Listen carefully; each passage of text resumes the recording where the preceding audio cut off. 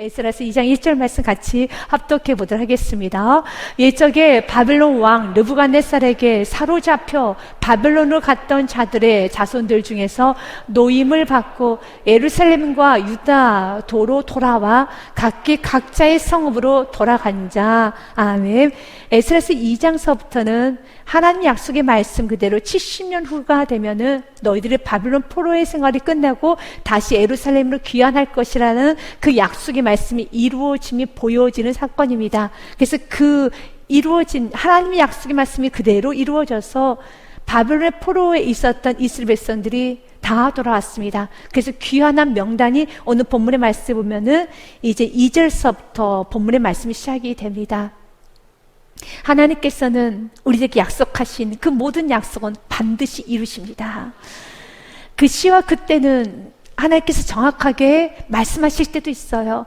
그러나 그 시와 그때를 정확히 말씀하시지 않는 것도 있습니다. 가장 대표적으로 예수님은 반드시 오십니다. 그래서 우리는 지금 재림의 예수를 기다리는 것입니다. 그러나 그 시와 때는 아무도 알지 못합니다. 성경은 이런 말합니다. 알려고도 하지 말라는 것입니다. 그것은 하나님의 때에 오시는 것입니다. 그러나 분명한 건 그분 오신다는 것은 분명한 사실이지만 언제 어디에 또한 어떤 시기에 그것은 아무도 모르는 겁니다. 분명한 건 그분은 오신다는 겁니다. 그래서 우리는 다시 오실 예수 그리스도를 맞이하는 거룩한 신부의 모습으로 살아가야 되겠습니다. 오늘 하나님께서는 내가 너희들에게 약속한 그대로 오늘 말씀해 보니 바벨론에 영원히 포로 생활해야 할 것 같았던 남유다 백성들이 다시 예루살렘으로 돌아왔습니다. 귀환하였습니다. 그 명단이 기록이 되어 있습니다. 그런데 그 일을 고레스 왕을 통하여서 하나님 일하십니다. 성경은 이렇게 말합니다. 에스라서 1장 말씀 2절부터 4절 말씀 보면 바사왕 고레스에 관한 말씀이 기록이 되어 있어요. 바사왕 고레스는 말하노니 하늘의 하나님 여호와께서 세상 모든 나라를 내게 주셨고 나에게 명령하사, 기억하십시오. 고레스 왕이 선해서 고레스 왕이 이스라엘 백성들에 대한 선한 마음을 가지고 있어서 아닙니다. 하나님께서 고레스 왕에게 명령하여서, 아멘. 하나님은 쓰지 못할 영혼들이 없습니다. 하나님께서는 쓰지 못할 환경은 없습니다. 하나님께서는 당신의 뜻대로 당신께서 원하신 방향대로 모든 환경을 조성하시고 모든 사람을 사용하셔서 하나님의 뜻을 성취해 나가시는 것입니다. 이것을 통하여서 우리가 집중해야 될 것은 고레스 왕에게 집중하는 것이 아니라 고레스 왕을 쓰신 하나님께 집중해야 되는 것입니다. 이미 에스라서 1장 2절에 있었던 이 말씀은 역대하 33장 말씀에 그들이 바벨론 포로에 끌려가기 전에 하나님께서 말씀하셨습니다. 역대하 말씀을 읽고 에스라서 1장 2절부터 4절 말씀까지 한 번 더 보겠습니다. 역대하 36장 22절 말씀에 보면은요, 바사의 고레스 왕 원년에 여호와께서 에레미야 입으로 하신 말씀 이루시려고, 믿으십니까? 에레미야 선지자가 선포했습니다. 70년가 되면 너희들은 바벨론에서 다시 귀환하게 될 것이니 믿음을 가지고 그곳에서 우상 숭배했던 삶을 회개하고 하나님 앞에 교만하게 살았던 삶을 회개하고 다시 한번 믿음의 옷깃을 여미고 주님은 때가 되면 높여 주리라. 믿으십니까? 아멘. 때로는 하나님께서 좀 낮추실 때가 있어요. 걱정하지 마십시오. 여러분을 낮추시는 것은 버리시는 게 아닙니다. 어떤 여러분들을 미워하시는 것도 아닙니다. 여러분을 극단적으로 죽이시겠다는 것도 아닙니다. 하나님께서는 때로는 좀 걷어가실 때가 있고 낮추실 때가 있어요. 이것은 낮추시는 것은요, 걷어가신 이유는요, 다시 새롭게 비상하기 위한 준비의 과정인 것입니다. 다시 새롭게 일으키기 위한 발돋움의 과정입니다. 약속의 말씀 믿고 회개할 거 충분히 회개하고, 여러분 연단받을 충분히 연단받고, 벗길 걸 벗기고 내 안에 있는 불순물들 다 제거하시길 바라겠습니다. 그럼 때가 되면 놀랍게 하나님 역사하여 주십니다.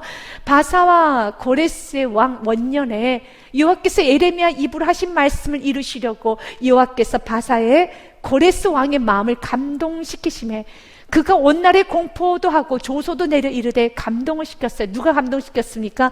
하나님께서 왕의 마음을 감동시키셨습니다. 그래서 23절 말씀에 바사왕 고레스가 이같이 말하노니 하늘의 신 여호와께서 세상 만국을 내게 주셨고 나에게 명령하여 유다 예루살렘 성전을 건축하라 하셨나니, 누가 하셨습니까? 하나님이 고레스 왕에게 성전을 건축하라 명령하셨나니 너희 중에 중에 그 백성된 자는 다 올라갈지어다. 너희 하나님 여호와께서 함께 하시기를 원하노라 하였더라. 아멘. 다 올라가라. 이것은 누구의 계기였습니까? 누가 디자인하셨습니까? 누가 진두지휘하셨습니까? 하나님께서 고레스 왕을 쓰신 것뿐이고 하나님이 총감독자입니다. 하나님이 총진두지휘하시는 것입니다. 그래서 다시 한번 여러분들에게 강조하고 싶습니다. 우리 누구를 의지해야 되겠습니까? 역사의 주관자, 온 만물의 창조자, 온 만물의 주인이신 하나님을 집중하셔야 되는 것입니다. 23절의 말씀과 아주 동일하게 에스라서 1장 2절 말씀에도 기록이 되어 있지 않습니까? 하나님, 하늘의 하나님 여호와께서 세상 모든 나라를 내게 주셨고 나에게 명령하사 유다 예루살렘의 성전을 건축하라 하셨나니. 아멘. 70년 전에 토시 하나 틀리지 않고 그 말씀이 그대로 이루어짐을 기억하시길 바랍니다. 3절과 4절 말씀에도요, 이스라엘 하나님은 참 신이시라. 너희 중에 그의 백성된 자는 다 유다 예루살렘으로 올라가서 이스라엘 하나님 여호와의 성전을 건축하라. 그는 예루살렘에 계신 하나님이시라. 아멘. 예루살렘은 이미 폐허가 됐어요. 이미 무너졌습니다. 여러분, 예루살렘은 흩어졌습니다. 그런데 예루살렘에 계신 하나님이시라. 아멘. 약속은 성취됩니다. 눈에 보이지 아니해도, 다 무너졌어도 약속은, 하나님의 약속은, 하나님 말씀은 여전히 왕성하게 움직여가고 있음을 믿으시길 바라겠습니다.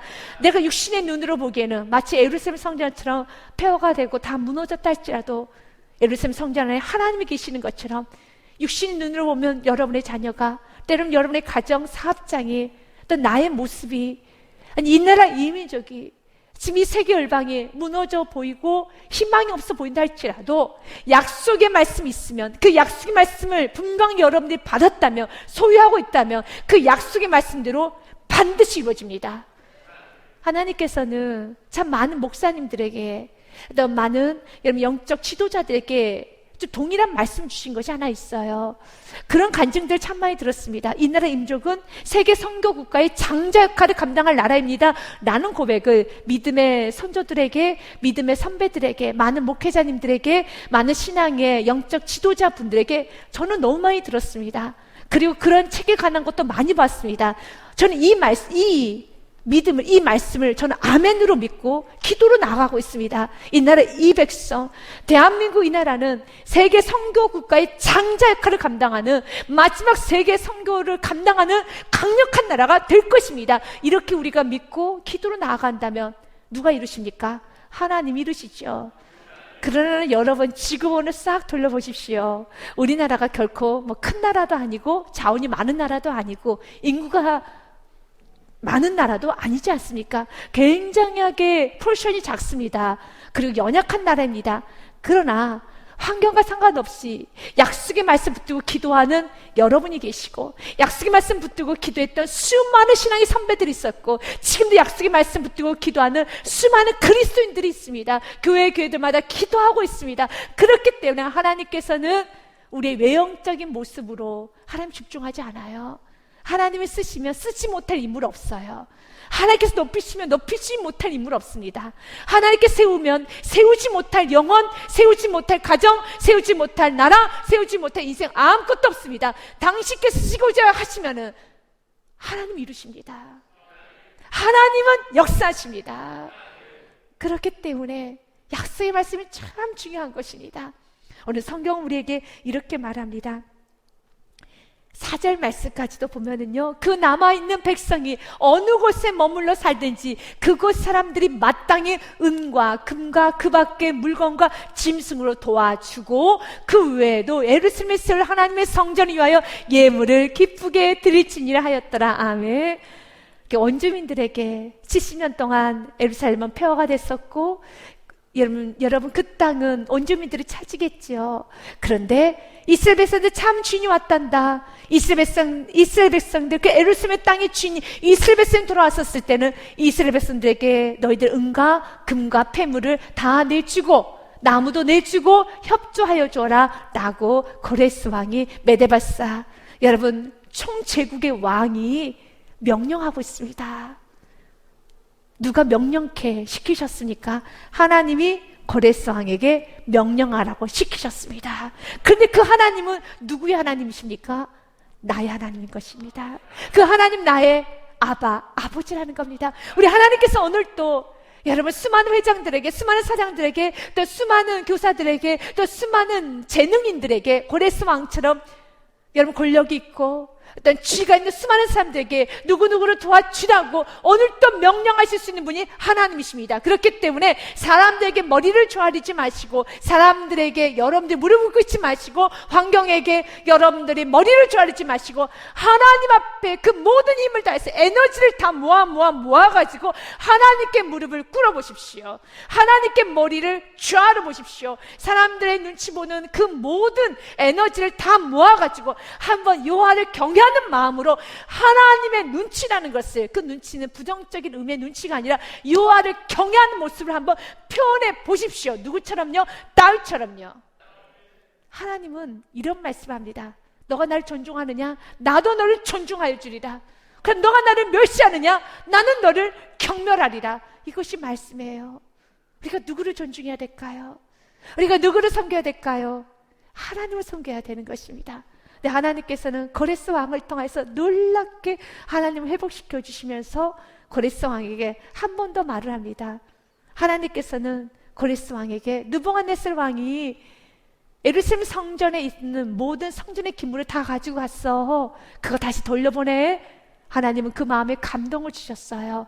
에스라서 말씀에 보면 5절부터 9절 말씀까지 이에 유다와 베냐민 족장들과 제사장들과 레위 사람들과 그 마음이 하나님께 감동을 받고 올라가서 예루살렘의 여호와의 성전을 건축하고자 하는 자가 다 일어나니 그 사면 사람들이 그 은그릇과 금과 물품들과 짐승과 보물로 돕고 그 위에도 예물을 기쁘게 드렸더라. 고레스 왕이 또 여호와의 성전 그릇을 꺼내니 옛적에 느부갓네살이 예루살렘을 옮겨다가 자기 신들의 신당에 두었던 것이라. 그러면서 8절과 9절에 바사왕 고레스가 창고지기 미드르다에게 명령하여 그 그릇들을 꺼내어 세워서 유다 총독 세스바삭에 넘겨주니 그 수는 금접시가 30개요 은접시가 1000개요 칼이 29개요 라고 하면서 11절까지 성전 안에 있었던 기물들을 다 돌려주는 겁니다.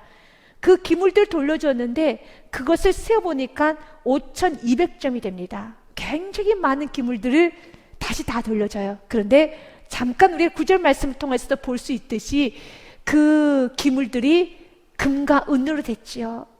그런데 금과 은이라면 세상 사람들은 욕심을 부릴 수 있는 접시 아닙니까? 그러나 하나님께서 명령할 때는 여러분 세상은 가져갈 수가 없어요. 하나님께서 축복하는 가정은 세상은 저주할 수 없습니다. 여러분 하나님께서 지키시는 가정 세상은 무너뜨릴 수 없습니다. 은과 금은 세상 사람의 눈에 보기에는 여러분 갖고 싶은 거예요. 내주고 싶지 않은 겁니다. 그런데 하나님께서 내주려 할 때는 그 명령에 순종하게끔 되어 있어요. 그래서 여러분 환경이 어렵다. 맞아요. 많이 어려울 수 있어요. 어려울 수 있습니다. 그러나 환경이 어렵다 할지라도 하나님께서 축복하시겠다고, 하나님께서 높이시겠다고, 하나님께서 뿔을 높여주시겠다고, 하나님께서 공급하시겠다고 약속하신 가정은 하나님의 공급하심이 있고 하나님의 높여주심이 있고 하나님의 지키시고 보호하심이 있습니다. 어려우면 어려울수록 친히 하나님께서 지키시고 보호하시는 하나님의 공급하심을 여러분들이 체험할 때인 겁니다. 그래서 어려울 때는 더 믿음으로 살아야 돼요. 어려우니까요. 여유가 있을 때도 믿음으로 살아야 되는 건 맞은데 어려우면 정말 믿음으로 살아야 돼요. 내 힘으로 살 수도 없는데요. 내 힘으로 어떻게 할 수 없는데 주님 의지하지 않으면 어떻게 살겠다고 여러분 우리가 지금 이렇게 배짱을 부리는 것일까요? 배짱을 부리면 안 되는 거예요. 어려우면 어려울수록 여러분 정말 힘이 들기 때문에 주님 노력을 해도 안 됩니다. 이렇게 힘이 듭니다. 그러니 이제는 주님이 도와주시옵소서. 주님께 믿음으로 나갈 때인 것입니다. 지금은 더 믿음으로 기도할 때고 믿음으로 예배할 때며 정말 믿음으로 살 때며 헌신할 때임을 기억하시기를 바라겠습니다. 그러면서 하나님께서는 고레스 왕에게 이스라엘 백성들을 다 귀환시키라는 은혜를 보여주셨고 예루살렘 성전을 건축하라고 명령도 하게 하시며 예루살렘 성전이 잘 건축될 수 있도록 모든 것을 지지해 줍니다. 도와줍니다.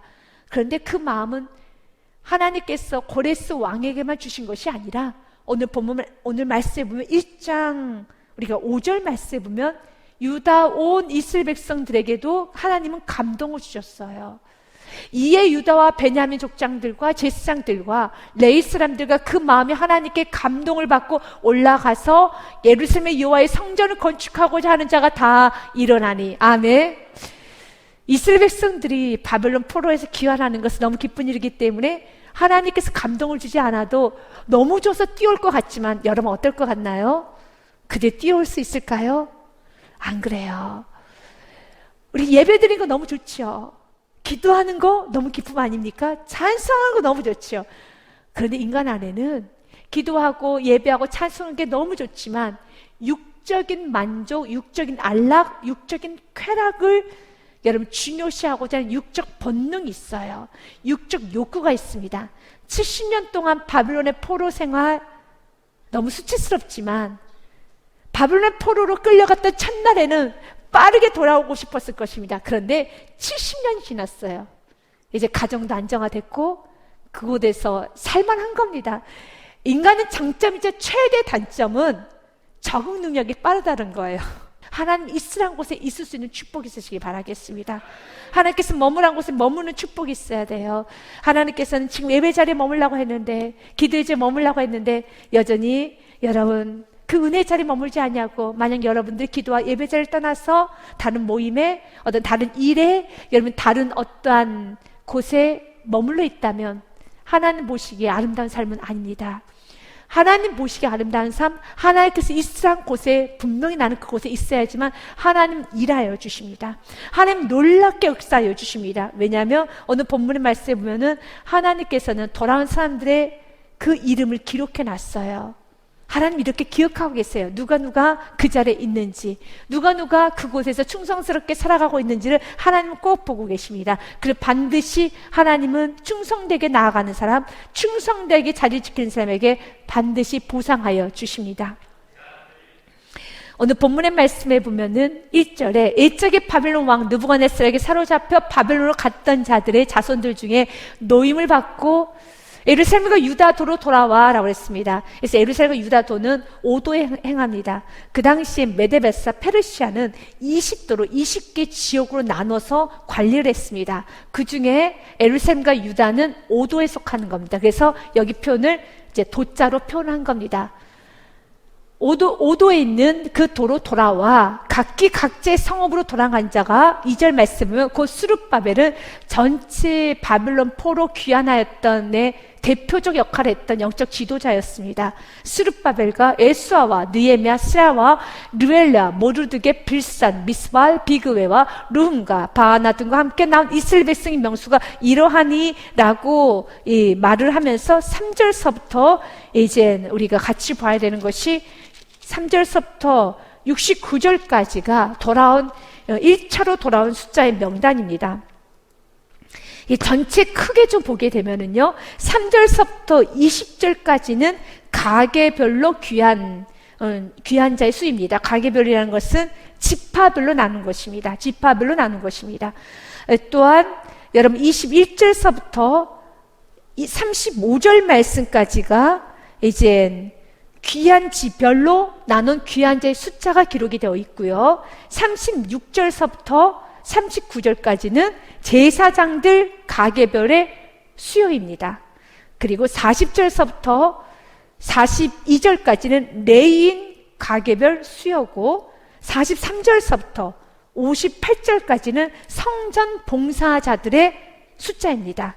그리고 59절서부터 이제 63절까지는 기타 귀환자들, 이방인 출신을 포함해서 기타 귀환자들의 이제 숫자입니다. 그리고 64절서부터 67절까지는 제1차 포로 귀환자들의 재산, 그러니까 물질, 그들이 갖고 있었던 재산을 좀 기록해 놨어요. 재산의 합계입니다. 68절서부터 69절까지는 성전 재건들을 위한 족장들의 예물에 대해서 이제 봉헌한 예물에 관해서 기록을 해놨어요. 그럼 왜 돌아온 숫자도 기록해놓고 또한 여러분 64절서부터 67절까지는 귀한 자들의 재산들도 기록해놓고 또 족장들이 지금으로 말하면 헌금을 얼마 냈나요? 라고 하는 것처럼 족장들이 드렸던 예물의 숫자까지도 기록해놨어요. 왜 이런 것을 기록해놨을까요? 이유는 한 가지입니다. 그들이 포로에서 귀환한 목적이 무엇입니까? 성전 건축이에요. 이걸 잊어버리면 안 되는 겁니다. 그래서 그들이 갖고 있는 물질도 성경은 기록해놨습니다. 얼마 가지고 있다, 어느 정도 예물이 있다라는 것을 가지고 있어요. 그래서 그것까지도 기록해놔서 그들이 얼마를 봉헌하였고 어느 것을 봉헌하였고를 기록해놨습니다. 맞습니다. 우리가 이 땅에서 우리의 눈에 보이는 성전 건축도 우리가 필요합니다. 그러나 주님께서는 우리에게 말씀합니다. 각자가 하나님 보시기에는 성전이에요. 여러분들에게 생명을 주셨습니까? 여러분들에게 물질을 주셨습니까? 여러분들에게 또한 여러분 명예를 주셨고 지식을 주셨으니까 그 모든 걸 다 사용하셔서 여러분들은 성전을 건축하셔야 돼요. 그 성전이라는 것은 눈에 보이는 성전도 맞습니다. 그래서 여러분들이 여러분 각자 은혜 되신 대로 또한 여러분 감사의 물도 드리고 또한 건축의 물도 드리고 선교의 물도 드리고 또한 여러분들이 감사하는 마음으로 10의 1주의 물도 드리잖아요. 이제 이렇게 여러분이 드린 예물을 가지고 성전이 사용이 됩니다. 그러나 이것이 눈에 보이는 예물이라면 여러분들이 가지고 있는 10의 1조 외에 10의 9조라는 예물이 지금 여러분의 손에 있지 않겠습니까? 그럼 10의 9조를 가지고 무엇에 되겠습니까? 오늘 성경 기록되어 있습니다. 이 모든 것은 다 성전 건축에 쓰임받는 거라고요. 그렇다면 눈에 보이는 성전이 여러분들이 드린 10의 1조로 좀 사용이 된다라면은 눈에 보이지 아니하는 여러분 성전이 있죠. 그것이 무엇입니까? 여러분들의 인생이에요. 주님께서는 여러분의 생명을 가지고 물질을 가지고 그리고 또한 명예, 인맥, 여러분의 학위 모든 시간 것을 가지고 여러분을 통해서 성전이 세워지기 원합니다. 여러분을 통해서 거룩이 세워지기를 원합니다. 여러분을 통해서 믿음이 굳건해지기 원하며 여러분을 통해서 하나님의 살아계심이 드러나기를 원합니다.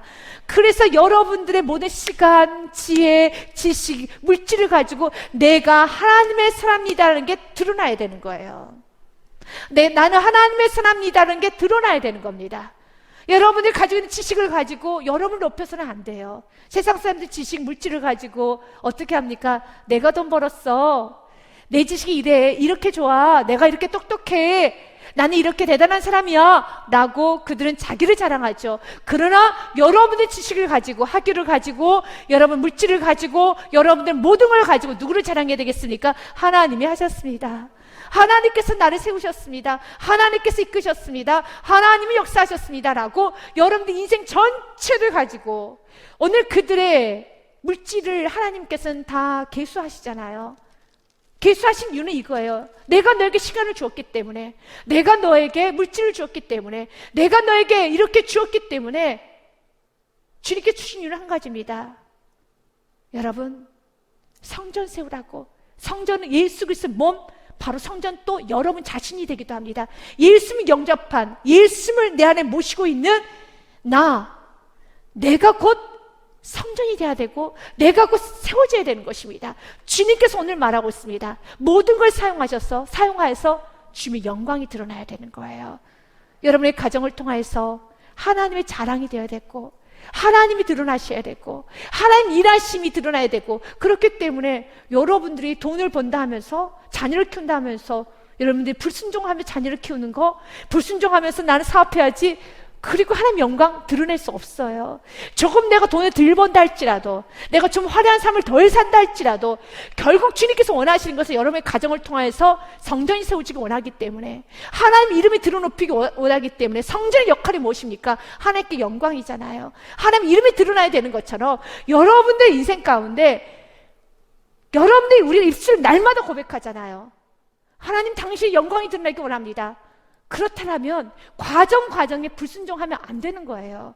과정에 믿음으로 살아야 되는 겁니다. 철저히 믿음으로 살아야지만 하나님의 영광이 드러나는 것이지, 믿음으로 살지 않고서도 여러분들 하나님의 영광을 드러내겠다는 것은, 이것은 맞지 않은 논리예요. 그건 버려야 되는 아집입니다. 이건 자기 생각입니다. 이건 오만이고, 이것은 여러분 자기 아류에 빠져 있는 겁니다. 이건 궤변입니다. 이건 논리적 오류가 있는 거예요. 하나님의 영광을 드러내기 원한다면 하나님 방법대로 가야죠. 이것이 옳습니다. 성경 우리에게 말을 합니다. 오늘 이스라엘 백성들에 돌아왔던 숫자를 기록해 놓은 것을 볼 수 있지요. 그러면서 우리가 좀 몇 인물을 좀 집중하면서 오늘 전체적인 걸 좀 보기 원합니다. 3절 말씀부터 20절 말씀까지는 가계별에 귀환했던 숫자가 기록이 되어 있는데요. 바로스라는 인물이 나옵니다. 3절 말씀에 바로스 자손이 2172명이요. 스바다 자손은 372명이요. 또한 아라 자손은 715명이요. 그다음 바함 모압 자손은 곧 예수아와 요압 자손이 2812명이요 라고 이분들의 이름이 기록이 되어 있어요. 참 명예스러운 이름입니다. 여러분들의 이름도 기록이 되어 있어야 됩니다. 저는 오늘 이렇게 명예스러운 이름도 여기 기록이 되어 있지만 내가 이렇게 명예스럽게 시작을 했어요. 여러분들 주님 앞에 엎드려 회개하면서 주님 나 주님 영광을 해서 정말 이렇게 멋지게 살겠습니다. 주님 내 인생 드리겠습니다. 이젠 나는 사나 죽으나 주님의 뜻대로 살겠습니다. 나는 하나님의 영광입니다. 이분들도 결단했고요. 우리도 결단했습니다. 그런데 이분들이 넘어졌던 시간이 있어요. 에스라서에 보면은 에스라서 10장 말씀에 보면은 에스라가 이방인 여자들하고 결혼을 하였기 때문에 에스라가 신앙 개혁을 하면서 그들을 공동체에서 쫓아내버립니다. 그 쫓아낼 때 그 이름 명단이 또 이분들이 기록이 돼 있어요. 10장 25절서부터 말씀을 27절 말씀까지 제가 보면요, 이스라엘 중에는 바로스 자손 중에 여기서 바로스가 어디 있습니까? 에스라서 2장 3절에 있는 그 바로스가 10장 25절에 있는 바로스예요. 또한 26절 말씀에 보면 엘람 자손 중에 마따냐와 스가랴 여이엘과 압디아 에레목과 엘리야요 할 때 그 엘람 자손 중에 바로 7절에 보니까 엘람 자손이 1254명이요 라고 에스라서 2장 7절에 기록이 돼 있어요. 2장에 기록된 이름 참 명예스러운 이름인데 에스라 10장에 보면 타이틀이 이렇게 됐어요. 이방인 여자들과 결혼한 남자들이라고 하여서 추방당해야 될 남자들 이름 명단이 에스라서 10장에 보면은 이렇게 명단들의 이름이 기록되어 있어요. 에스라 선지자는 아주 구체적으로 적어놨어요. 쫓아내야 될 남자들이라는 명단에 기록이 되어 있는데 2장에는 너무 귀하지만 10장에서는 그들이 나가야 되는, 쫓김을 받아야 되는 이름들입니다. 27절 말씀에도요, 삿두 자손 중에는 엘리에네와 엘리아삽과 마따냐와 에레목과 사빅과 아사사요. 여기 보니까 8절에 보니 2장 8절에 삿두 자손이 945명이요 라고 멋지게 에스라서 2장에도 기록이 되어 있어요. 에스라서 6장에 보면은 2장 6절의 말씀 우리 같이 한번 읽어볼까요? 에스라서 2장 6절 말씀 같이 읽습니다. 바함 모압 자손 곧 예수아와 요압 자손이 2812명이요. 명예스러운 이름이죠. 그런데 그 바함 모압이 에스라서 10장 30절 말씀에 보면 이방인 여자들과 결혼한 나쁜 남자, 정말 이 불순종한 남자, 공동체에서 나가주세요 하는 그 남자가 바로 10장 30절 말씀에 보면 바함 모압 자손 중에는 안나, 글라가, 뿌니아와 마시아와 마따데와 불살렐과 빈누야와 문하세요라고 기록이 돼 있어요. 그 자손들이 이방 여인들과 결혼해서 에스라를 통하여서 굉장한 책망을 받고 추방을 당합니다. 그럼 어떻게 해야 될까요? 이렇게 죄를 지으면 안 되는 게 원칙이에요. 그러나 넘어지셨습니까? 성경에는 다시 또 그들의 이름이 나와 있어요. 특별히 저는 느헤미야 10장 14절 말씀에 보면은 이름이 또 기록이 됐어요. 느헤미야의 10장에는 어떤 사건이냐면 그들이 회개하고 다시는 죄를 범하지 않겠습니다, 말씀대로 살겠습니다 하면서 언약을 갱신했던, 주의 뜻가운데 다시 믿음으로 살겠습니다 하고 언약 갱신하면서 결단하면서 손들고 나왔던 인물들이 기록된 것이 느헤미야 10장이에요. 그때 어느 이들의 이름이 또 기록이 됐어요. 또 백성의 우두머리들, 그 바로스, 바함 모압, 엘람, 삿두, 바니. 네, 이건 하나님의 은혜의 회복이죠. 은혜 회복입니다. 우리가 믿음으로 나아가야 됩니다. 갈대로 넘어졌습니까? 다시 일어서십시오. 다시 결단하십시오. 여러분 사업을 어떻게 시작했습니까? 여러분 하나님께서 자녀를 허락하시고 내 뱃속에 품었을 때 어떤 기도를 하셨습니까? 또 여러분들이 주님을 처음 만날 때 무슨 결단을 하셨습니까? 여러분들이 또한 성전에 나왔을 때 내가 어떻게 살기를 결단했습니까? 여러분들이 굉장히 큰 아픔, 또 굉장히 큰 사고, 아니면 여러분들이 질병 가운데 여러분들 회복을 받고 어떤 결정을 하셨습니까? 여러분들이 예배를 드리고 난 후에 어떻게 하나님 앞에 살겠노 결단하였습니까? 에스겔서 2장처럼 이제 성전 건축하리라, 내가 무너졌던 제단 예배를 수축하리라, 내가 다시 한번 일으켜 세우지라, 가정에 다시 한번 예배를 세우리라, 예배를 수축하리라, 인생에 무너졌던 있던 모든 내 인생의 성전이 세워지리라 라고 여러분이 결단을 하셨습니까? 그렇다면 그 결단을 끝까지 붙들고 가야 되는 것입니다.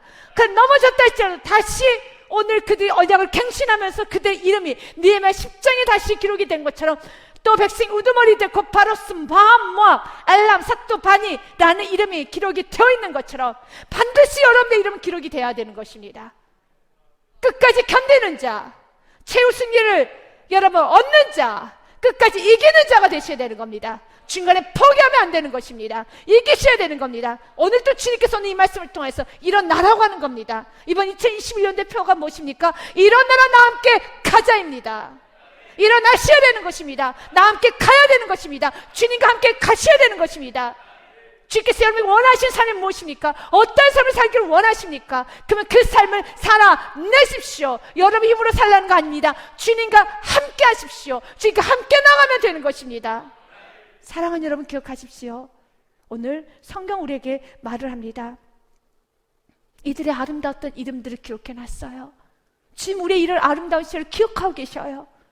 그리고 주님은 다시 우리가 이 아름다운 이 열정으로 이 아름다운 도전을 하면서 매일매일 오늘 하루가 마지막인 것처럼 살아가기를 원하고 있습니다. 그런데 우리가 36절서부터 39절의 말씀에 읽다 보면은 제사장들의 숫자를 좀 세우면은 전체 1차로 포로로 귀환한 숫자의 10분의 1을 차지합니다. 굉장히 많은 숫자예요. 왜냐하면 전체 이스라엘 인구수의 제사장은 30분의 1입니다.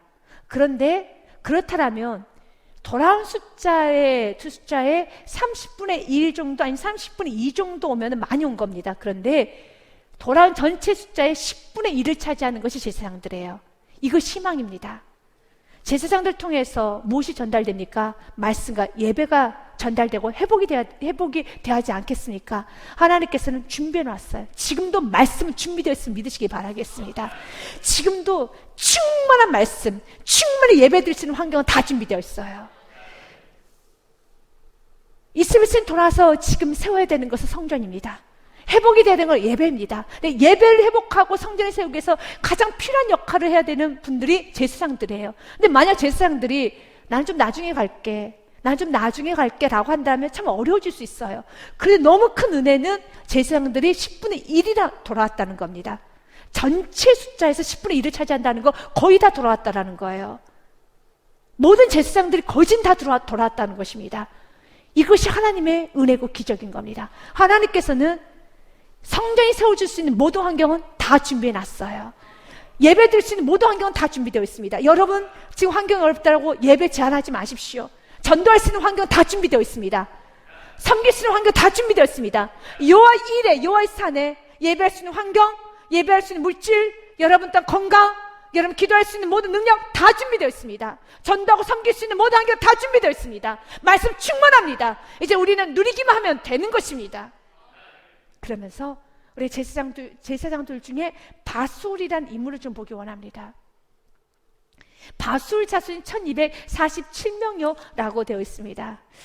이 바술이란 인물은 참 에스겔서 2장에 또한 성전 건축에 앞장서서 여러분 이 삶을 감당하기 때문에 너무 아름답지만 바술은 이 자리에 설 수 없는 인물이에요. 왜냐하면 그는 에레미야를 어마어마하게 핍박했던 선지자였었어요.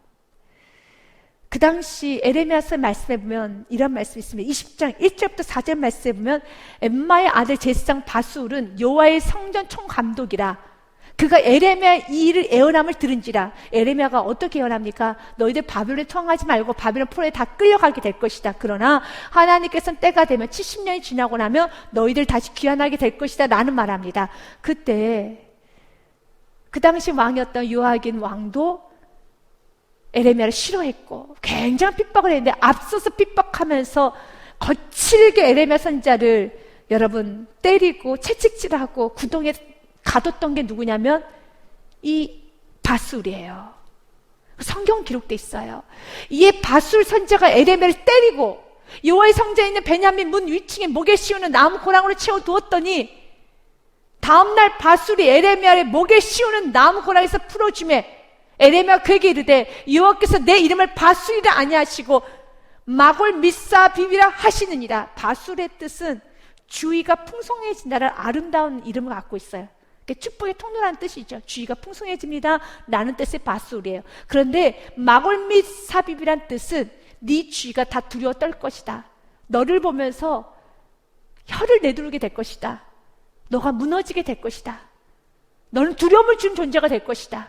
이것이 뭐 무서움의 존재, 그가 힘이 강해지겠다는 것이 아니라 너를 쳐다보면서 저렇게 살면 안 되지 라고 너는 그렇게 될 것이다 라고 하면서 4절 말씀에 결국 여호와께서 이와 같이 말씀하시되 보라 내가 너와 내 모든 친구에게 두려움이 되게 하리니 너와 너를 추종했던 모든 친구들 거짓 선지자들이죠. 두려움이 되게 하리니 그들의 원수들의 칼에 엎드려질 것이요 내 눈으로 그것을 볼 것이며 내가 온 유다를 바벨론의 왕의 손에 넘기리니 그가 그들을 사로잡아 바벨론 옮겨 칼로 죽이리라 그랬습니다. 하나님은 저주하셨어요. 에레미야를 때리고 에레미야 목에 착고를 채우고 구덩이에 던지고 에레미야를 모멸감을 주며 집 밟았던 바술, 하나님은 그를 저주하셨어요. 심판하셨어요. 그런데 그가 지금 여기 있어요. 어떻게 해석하겠습니까? 하나님께서는 우리가 불순종하면은 많이 때리시지만 회개하면 하나님 용서해 주세요. 이걸 대표적인 사람이 누구였습니까? 사도 바울이 이런 고백을 하잖아요. 나는 과거에는 폭행자였다고.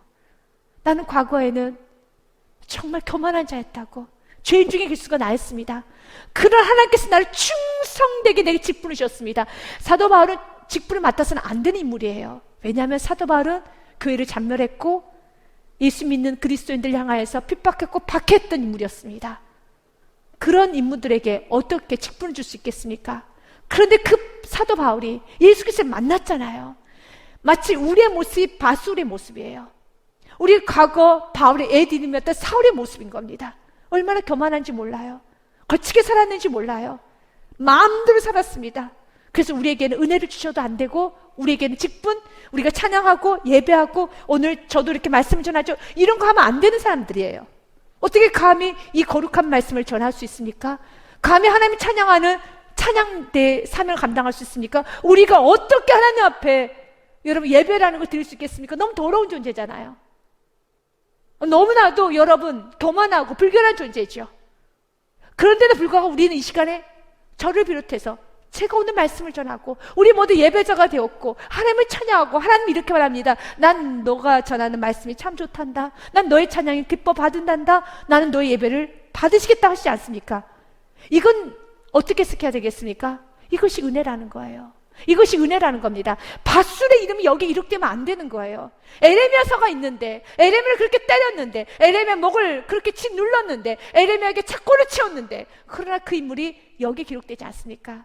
혹시 여러분 주위에 하나님을 핍박하고 하나님 사람들을 힘들게 하는 사람 있습니까? 그 사람도 오늘 에스겔 2장에 기록됨을 믿으시길 바라겠습니다. 이 말씀을 듣고 나도 내 이름이 에스겔 2장에 기록되었던 은혜를 주셨던 것처럼 내 사랑하는 사람도 같이 성전 건축에 힘쓰기 원합니다. 무너졌던 제단을 다시 세워나가는데 나만 세우는 것이 아니라 내 사랑하는 바술과 같은 수많은 사람들이 있어요.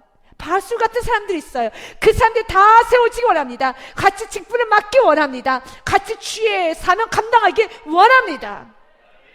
그래서 모든 말씀은 예수 그리스도 붙들게 되면 모든 말씀은 축복이고 희망이고 환이고 기쁨임을 믿으시길 바라겠습니다.